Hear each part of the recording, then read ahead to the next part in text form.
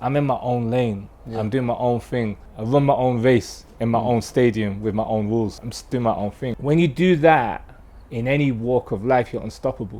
People would be saying, how can they support the channel? Chiso by Chiso. I've got tops, got hoodies, I've got the Dragon Ball Z tees, like the Pain and Full Star tees. You lot could support, buy some of the merch. I'll be able to churn out more content. This one I'm just waiting by myself for the moment, and I'll bring out more colors. Please support. Let's continue the point about vultures. Right? Okay, you still want to go back there? Yeah. I want to go back there. Okay. And because you mentioned a few names, right? And I fully respect Neptizo, what he does, what he stands for, and I've seen the graft that he puts in. I've seen him shut down shows where there's thousands of people there. I've seen him been at a show where there's 10 people there because we've been on the same lineup and it's that kind of night. Like, and those kind of people who are there through the thick and thin, I don't think they can be questioned. I really don't think their validity can be questioned, and I think it's about what's in the heart. You know what's funny, yeah? Where you go about the shows about, remember when you said about 10 people, I remember you saying back in the day when I've done some raves and they've just been. So fast forward to now when some DJs hit. Did you ever think about quitting? Hell no. Fast forward to now and some DJs are like, I'm stopping, not with raves. No, not with raves. Bro, look how long I've been doing them. I've been doing them since 18. But you didn't take breaks, long breaks? I took a long break because I didn't want to be outside.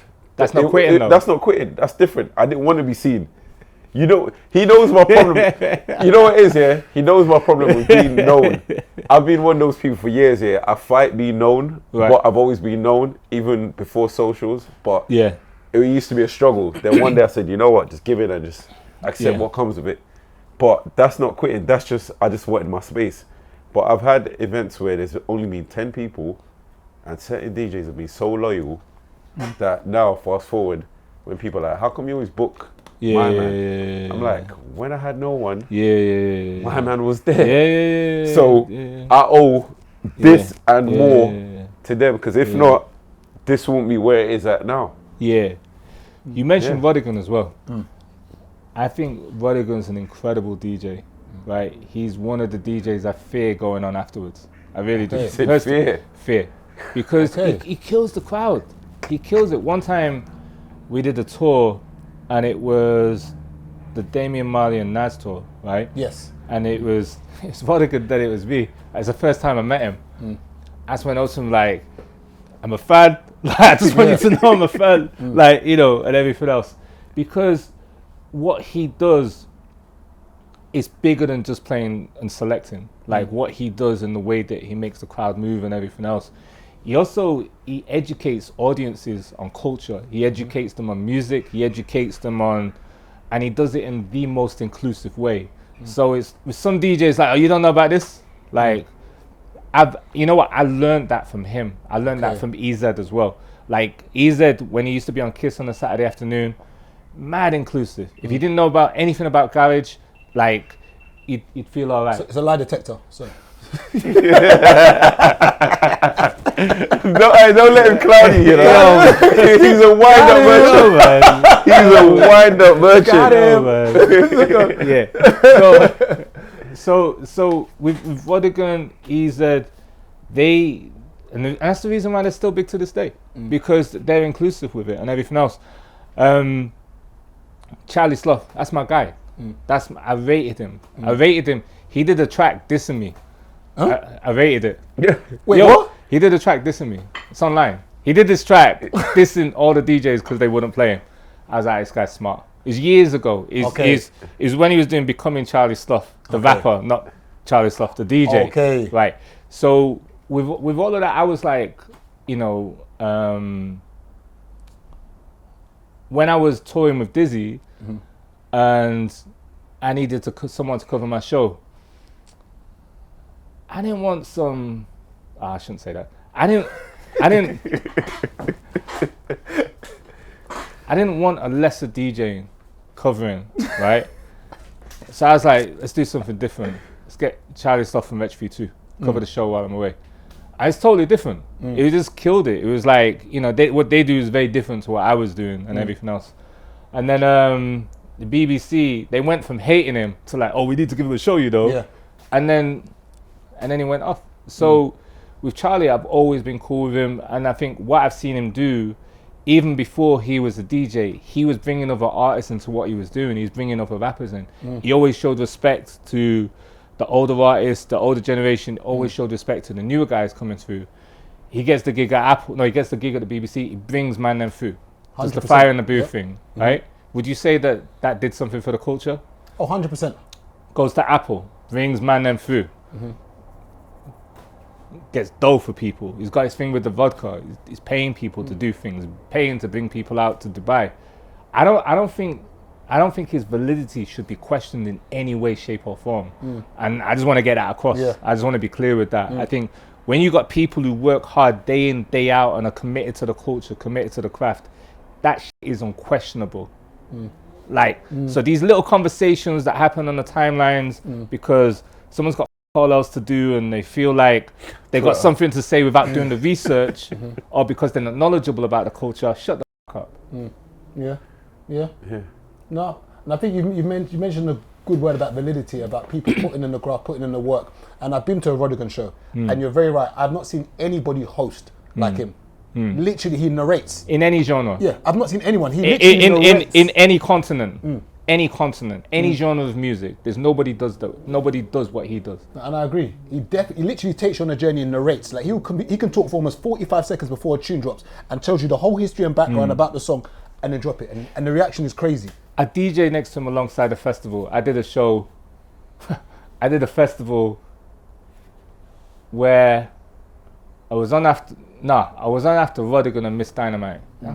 Hard that was because they kill the crowd, they kill it. Like Miss Dynamite is one of the hardest performers. She kills it, right? She flips every genre while she's doing the show, right?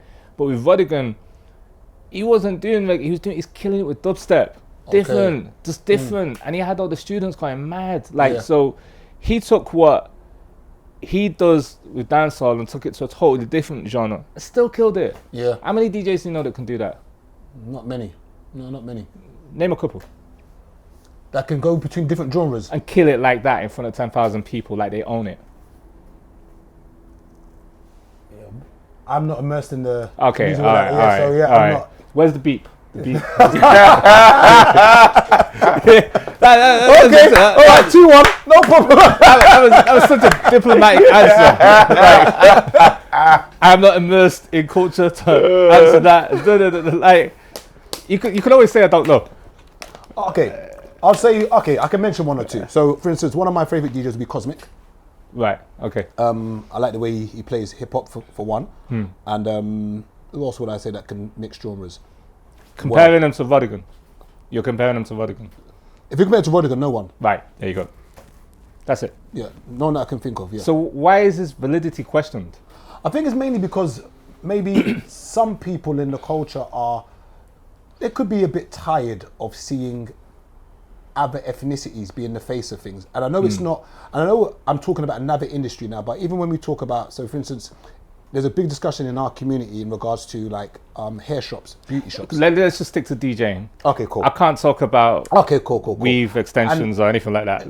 I think for DJing, I just think that the people that let people in are the consumers. Meaning, so if you've got a problem with anything, you blame the consumers. I believe, because if no one wants to, if someone books a DJ or puts him on a flyer and he shuts it down and everyone says let's put this guy, then it's you as a consumer that has made this person who they are. I just think that's, again, you're right, but at the same time, I just think that's the wrong way of looking at it. Like I understand it's like it would be, we all want. Nice to see a DJ. To see some guy from the street. He's a black guy. All right. Hip hop DJ. All right. Seeing it would just be nice. All right. Your smiling words. What do you think? All right. Hold on. Yeah. When that person comes through, support them. And he's made a point. All this, like because people are the first to complain, but they're the last to support. Seriously, they support you when you're winning. When you've achieved so much and you're so far gone. Always hated him, Everyone you weren't waits there. at the finish You line really to weren't the there. winners. You really weren't. You're there like when an artist is having a breakdown and they're about to jump off the cliff. Yeah, you're egging them on and all, like all this Kanye stuff and everything else. It's like you're there. You want to see someone kill themselves live. You want to see them jump off the cliff. You want to see them do that. But again, from the beginning, and it goes back to what you were saying, most of the time it's DJs backing artists before they're even known, before they're bossed, when they're like, you should pay attention to this guy. Like you said, when you've been playing stuff in the rave, it's the DJs to do that. So the DJs that do that and have been doing that year in, year out, let's not question them. Yeah. And if we want to see someone come through, back them. Yeah. Push them unequivocally. And what can we push that you've got coming out soon? Do you have any mixes coming out? Any things you're doing? Anything that we can know that we can support? I know you said you wrote a book. What is the book that you wrote, and where can people find it as well? Okay. Well, you should know that, you know. I'm asking you. We know. Yeah. Okay. Now you should know that though. All right. The book Hip Hop Raised Me, out now. I wrote every single word myself. I wrote 80,000 words. It was cut down to 50,000 words. Remember I told you GCSE English, I flopped it, I had to resit it. I never thought I'd write a book. I've written one of the greatest books on hip hop culture. It's been translated into French, German, Italian. There's an American edition, Canadian edition. No other DJ's done that, right? It's in the homes of every artist. Drake's got one, Big Sean's got one in his living room. There's an interview that he did with Architectural Digest, and it's on the shelf in his room. Chuck D from Public Enemy, he said that when his friends come around, they try and steal it. He has to tell them no. So it's a really, really amazing thing that I got, you know, the privilege of doing. We was talking about lockdown, right? When we all had a lot of time to do different things. I always used to produce, I always used to make beats, but when I moved down to London, DJing, radio, working at a record label, up and down the country, became a father, that's the one thing I stopped doing. So over lockdown, I went back in, tapped in and everything else. It's been amazing, because I've developed and improved and got better, worked with some incredible people. I've just released a track called Scary. It features an artist called Twitch and a rapper from the US called Cos, who's down with J. Cole, who's signed to his label Dreamville. We shot a video in Ghana and Cos shot his part in LA. Incredible experience. I never thought I'd be doing that. I've never been to Ghana before. It's my first time in Ghana. I was there for 3 days. I did podcast, shot a video, I was in the club and everything else. Amazing experience. Like all the artists really embraced what we were doing, showed a lot of love and everything, and worked with great creatives out there. So it's kind of like with the music thing, it was like starting again. With DJing, it's like I've done it. Like no one can question. Radio, interviews, I've done it. I've been doing it. I've done over 1,000 interviews. Like I spoke to everybody, pretty much apart from Dr. Dre. So, but with music, starting from scratch, I love the challenge. Because you'd assume that because you're doing music, everyone's gonna back you and da-da-da-da-da. No, it don't work like that. It's starting again. It's great. And I think it's very good to be in a position in life where every now and then you got to be humbled and you got to be like, you know. But the process of putting out music, I've got loads more lined up. I've got some sick tracks lined up, and you know, when you're talking about DJs becoming A&Rs, I think it's more important that DJs become artists in their own right, in the sense of what DJ Snake's done. I think, you know, we see it in other genres of music. We've seen it with Calvin Harris. When I tell people I'm making music, oh, you're doing a DJ Khaled? Nah. And that Khaled's my guy, but what he does is something very, very different. Like, I don't want to do that. And I don't know if you picked up on it, but everything I've ever done is not following someone else.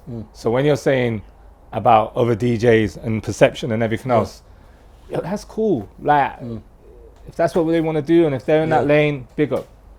I'm in my own lane. I'm doing my own thing. I run my own race in my own stadium with my own rules. I've never looked at anybody else. I've never tried to follow anybody else. I've never tried to compete. I'm just doing my own thing. And when you do that in any walk of life, you're unstoppable. No one can f with you. No one can tell you what's what. And that's what I've always strived to do. So when a man comes and tells you, like, have you ever thought about quitting? I knew he was going back to that. I knew he was going back there. I knew he was going back there. You know, but we're going to end on it positive, though. So not only is he a DJ. Quick question. Favorite artist of all time, or top 10? I would normally say 5, but I think because of 30 years is Okay.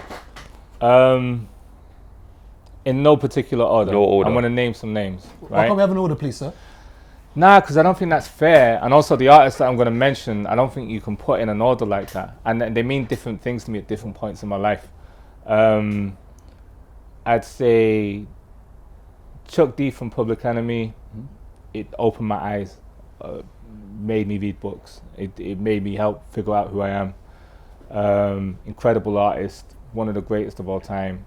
Everybody should listen to Public Enemy. Takes a nation of millions to hold us back, or Fear of a Black Planet. I'd say Dizzy Rascal, because I think he's the most significant artist in the UK.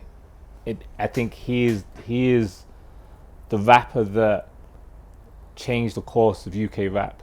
We fragmentalize everything. We categorize everything. That's grime, that's UK rap, that's UK drill, that was UK hip hop.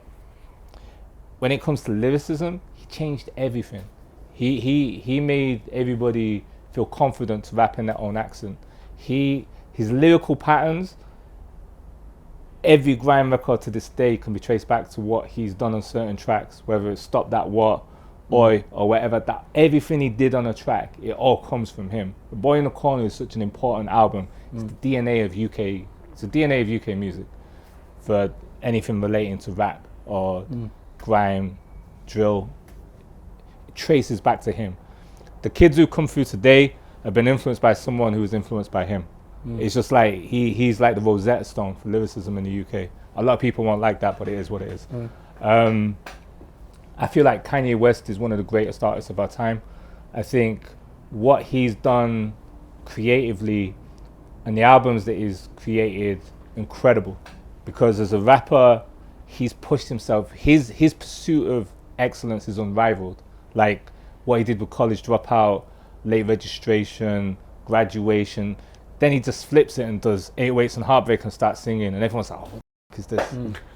But he inspires generations of rappers, and helps Drake feel comfortable singing. Helps Frank Ocean figure out what he's doing. Like he does that. He does that with each album. What he did with the Yeezus album and everything else. Kanye the politician, I don't know about that. I don't agree with most of the stuff that he says, and I think he's changed a lot. I think he's been through a lot. And I think he was never the same from when he lost his mum. His mum, yeah. And rest in peace, man, yeah. I think you lose your mother and you get in a family like the Kardashians and you're famous. I don't know if I'd ever want to experience that, because as human beings, we're made out of minerals and water. Our brains are like, they're not robust, man. It's not like, if you drop one of these weights, it's going to be all right. With our heads and our brains and everything else, physically, if you do something to it, it's damaging. But emotionally, stress and everything else and all of that, I don't know. I'm not an expert, but I can only imagine that it changes you. Another artist, Nas, I think is one of the greatest storytellers ever. I think he even when he was a kid, he had an old soul. When he first started out, the stories that he tells and everything else and so forth. I think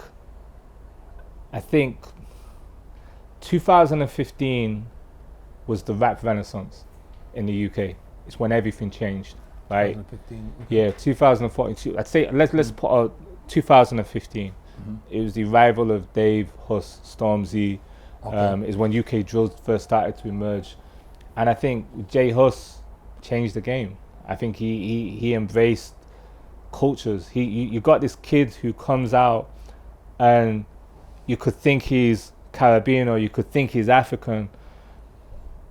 He's got a world voice. He's a UK rapper though. Like, his voice and his use of lyrics was so different to everything else. The way that he puts words together, the tones and everything else. I think Dizzy Rascal was like a milestone in rap. I think J Hus is that as well, like years down the line. I think he's that, like, he inspires everybody. Look how many J Hus clones there are. Yeah. He inspires everyone. Every rapper to this day is inspired by J Hus. So those are my favorite artists. Okay. Do you see why I can't put them in an order? They do different things at different times. Yeah, yeah. It's good to see J Hus getting a mention. That's wow. So that, can I ask you one more question before? Yeah. Okay. Is it positive? It's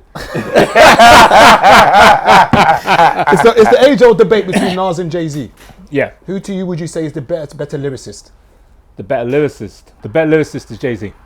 And the reason being, he's very, very versatile. He can spit on any tempo. He can spit on 100 BPM, 90 BPM, 80 BPM, 140 BPM, any tempo. Whereas with Nas, I'm not saying he can't, but he's not as comfortable as Jay-Z. He's not as in the pocket when Jay-Z flips. Like, one of the best Jay-Z tracks of all time for me is Originator 99. When he's like, but I'm not a rapper, I'm not gonna do that. But it's insane. That for me was mind-blowing. Then he does Big Pimp and he's rapping on the same kind of tempo. Kills it. Then the same tempo with in Paris, kills it. Yeah. Absolutely kills it. But he's not doing the double time thing. He's hardly rapping on that joint. But it is what's I can't even say it. Like, I can say it when I play the track. What's 50 grand to a mother like me? Can you please remind me? He says that on beat, in the pocket, perfect. I can't do it. Like, I know them lyrics. I just recited it, but I can't say it as fast as he can. I think with Nas, he's a better storyteller. I think the battle between Jay-Z and Nas, I think Takeover was better than Ether. Takeover, the way that Jay set that up. Wait. Wait. They're gonna be in the comments for this one. Wait. The way that Jay set it up, like, Nas said some foul shit on Ether. It's disgusting. Well, it wasn't disgusting. It was funny. But with Takeover, the way that Jay, like, he went at Mobb Deep and Nas on one track. The way that he set it up, and then the final verse where he gives a warning, he gives shots. Like, we could take it further if you want. You know, talks about the Summer Jam screen, all of that. It was like a threat. It was like, "Fuck you, you're not." But I'll take it somewhere else if you want. And he said it so nonchalantly. Then he did it on a Kanye West beat, and the beat is insane. The beat was a banger. Like, you could play them both, but Takeover was better. With Ether, as it aged well. That'll be a good debate in the comments. 100%. Yeah. For real, man. Yeah. So what? What are you saying? No, just leave it to me. Like, no. I've always been more Jay-Z than Nas. I think because of the success of Jay-Z, people like to hate on Jay-Z. But I think Jay-Z can do everything, whether it's club tracks, whether it's hood tracks, I think there's not a track I don't think Jay-Z cannot sit or a genre. He can probably jump on stripper music as well. He can do everything. And I think because when Nas tried to do the whole party thing with Oh Me or Oh You, what's that song? Shawty. You Owe Me. Yeah, people were a bit like, still dope though. Yeah, people were like, Nas, what's Nas doing? That's not Nas. People didn't want Nas to be. Yeah, they wouldn't let him do it. Like, the problem with Nas is, for years, everybody was like, "Oh, I just need another Illmatic." He must have hated that as an artist. But what I will say about Nas now, I think his recent albums have been dope. King's Disease 2, the Magic album he dropped at Christmas. It's dope, man. I think the way that he's aged is dope. Like, the last album, Magic, he sounded like how he sounded on Illmatic. I don't know how they did that. Like, and he's got a new album dropping in November as well.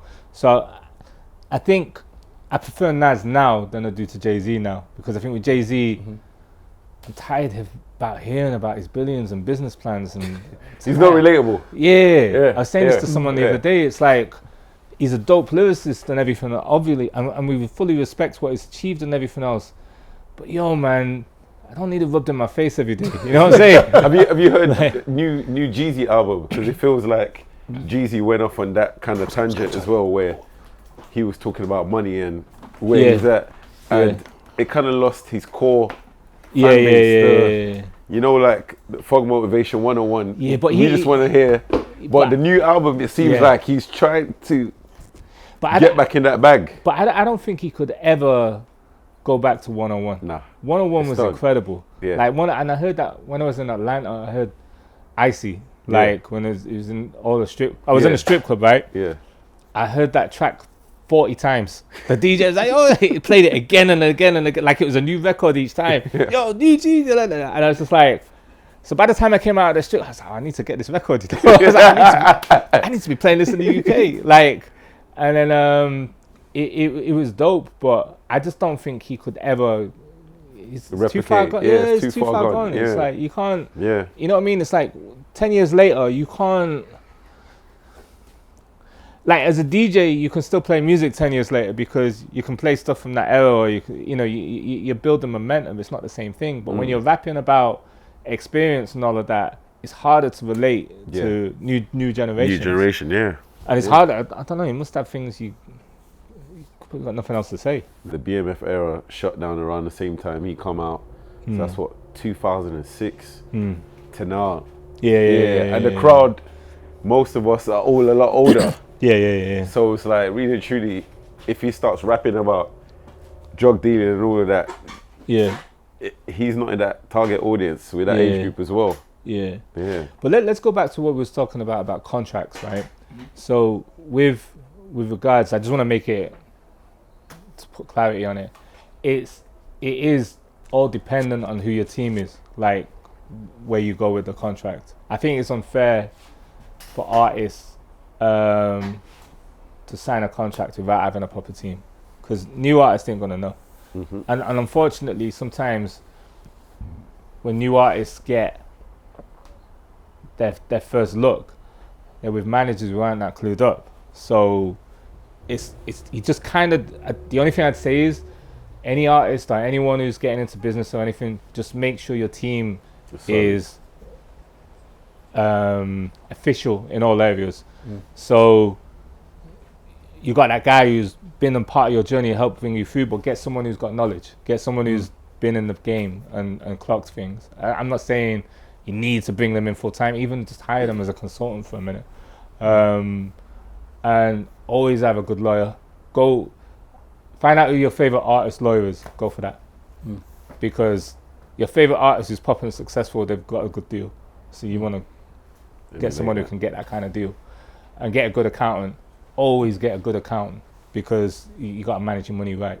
You know, those are the most important things.